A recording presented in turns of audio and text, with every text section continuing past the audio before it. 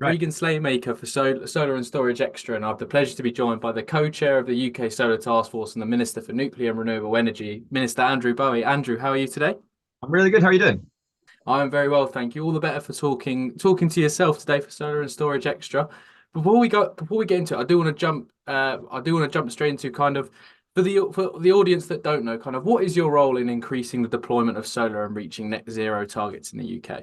Well, look, I feel like a slight fraud here because I was only appointed as co-chairman of the Solar Task Force in January, so I've only actually convened that group twice. Graham Stewart, who was the previous renewables minister, was the co-chair before that, and it's been brilliant. It's been a fantastic experience to meet and work with some of the leading figures in the industry in the solar sector to establish what actions we need to take as a government, what actions they need to take as an industry, and what we need to do together to enable the deployment, the speedy deployment of solar across the UK, both rooftop and ground mounted.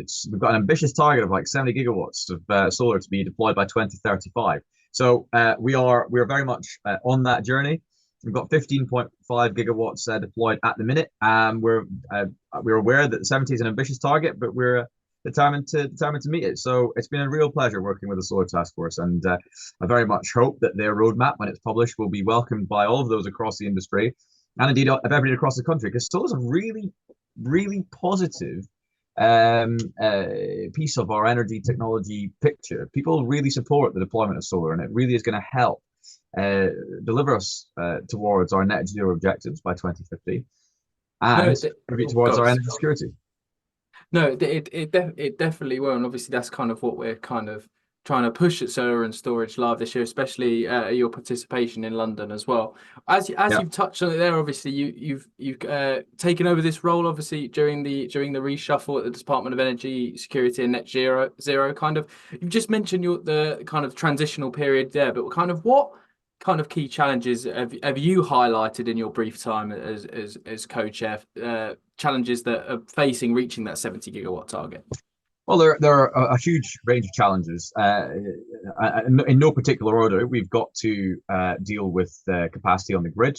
Connections are a huge problem for a lot of projects up and down the country. We recognise that, hence our transmission action plan, which was published last November, a response to Nick Windsor's review, who recommended 10 action points to government to take to have connection times across the UK. We are enacting all 10 of his recommendations, and that will massively improve how we bring projects such as solar farms onto the grid and lead to speedier expedition of these vitally important projects. We've also got a skills gap in the UK. We need to work very hard to ensure we get the requisite number of people tooled up, ready to go and ready to work on these exciting projects. Yes, in solar, which is why I'm speaking today, but also in all the other technologies that we're investing in: offshore wind, onshore wind, tidal, wave, hydrogen, CCUS, and traditional oil and gas, and of course nuclear, which is the other part of my brief. So that's a huge challenge. We also need to find the investment out there. The UK is the fourth most popular destination for investment in energy in the world. That's four places below where I think we should be, though. So we've got a job to do to drive us back up those league tables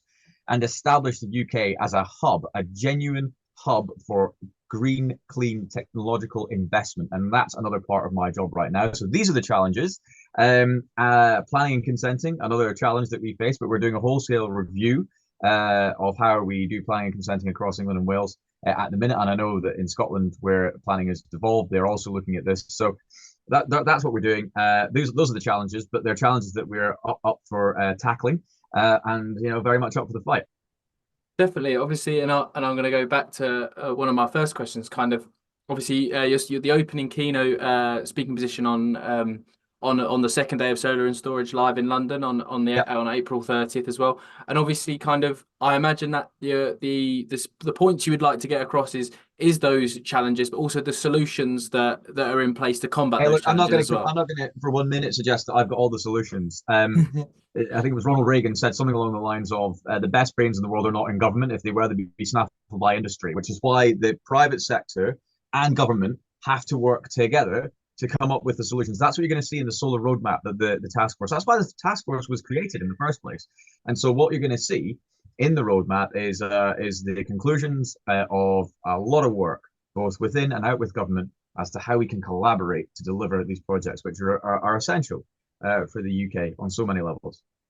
Definitely. I do want to touch on that collaboration. I feel like a lot of people, especially in the solar task force, I was speaking to Ross Greer of Next Energy Capital the other day, and he was talking about kind of initially he was a bit skeptical about the building of the solar task force, but now that genuinely joint kind of collaboration between industry and government is a massive success. Kind of, how would you say how important that collaboration is, especially when kind of industry and government join in to kind of reach that target? It's not just important, Reagan. It's actually vital.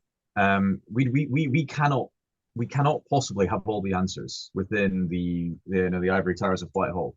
As good and as excellent as my officials in the department are, and by the way, they are.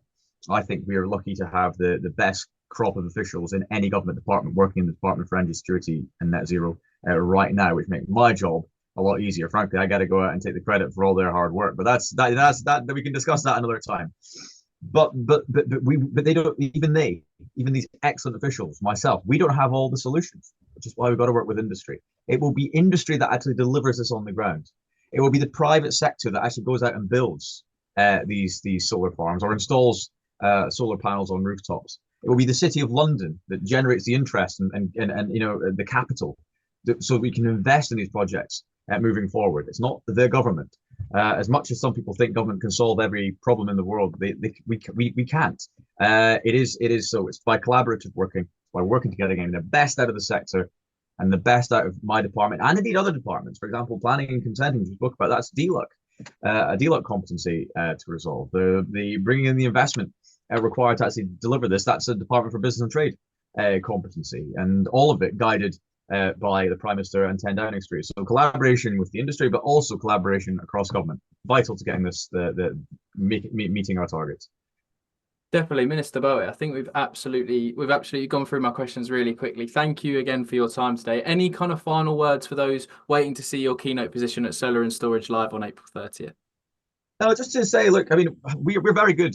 In fact, the British are class acts at doing ourselves down, but we cannot overemphasize enough, and we should be shouting it from the rooftops again and again and again, just how world leading the United Kingdom is when it comes to cutting our carbon emissions, creating new jobs, developing new technologies, and driving us towards net zero and to a more secure and independent energy landscape. You know, we've got the first to fifth largest offshore wind farms in the world, generating power for British people, British homes, and British businesses right now. We're investing in CCUS, we're investing in hydrogen, we're investing in new technologies just coming off. We've got CFD is a world-renowned and respected investment platform through which we have delivered so many of these projects. And don't even get me started on nuclear, which is going gangbusters right now as well. Solar is very much a part of that mix. We can be world leaders in solar as well. The 70 gigawatt target we have set ourselves is ambitious. I think no apologies for that. Ambition is a very good thing. We're going to drive towards that, and with the sector's help, I have no doubt that we're going to meet that target and continue to punch above our weight when it comes to reducing carbon emissions and leading the way in investing in new clean technologies. Definitely, and we look forward to seeing you kind of reaffirm those points at Solar&StorageLive London. Look forward to it very much. Thank you very much again for your time today, and yeah, see you at Solar&StorageLive. See you there. Cheers. Bye bye.